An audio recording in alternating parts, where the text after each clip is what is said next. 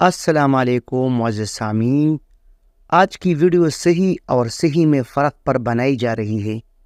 صحیح اور صحیح میں معنوی فرق۔ صحیح رائٹ، بجا، درست اور ٹھیک کے معنوں میں استعمال ہوتا ہے، جیسے یہ قول صحیح ہے، آپ کی بات صحیح ہے۔ صحیح یہ صحیح بات میں زور اور تاکید کے لیے استعمال ہوتا ہے۔ یہ رائٹ، درست، بجا اور ٹھیک کے معنی میں استعمال نہیں ہوتا ہے، جیسے تم میری بات مانو تو صحیح، تم میرے ساتھ چلو تو صحیح، تم کھاؤ تو صحیح۔ ان جملوں میں درست، بجا یا ٹھیک کے معنی نہیں ہے۔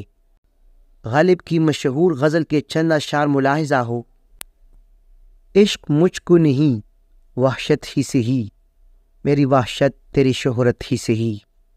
قطع کیجئے نہ تعلق ہم سے، کچھ نہیں ہے تو عداوت ہی سے ہی۔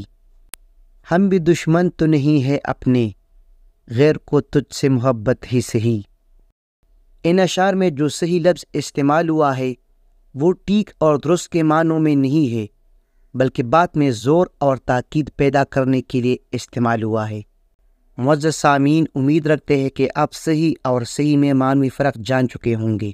اللہ آپ کو خوش و خرم رکھے۔ خدا حافظ۔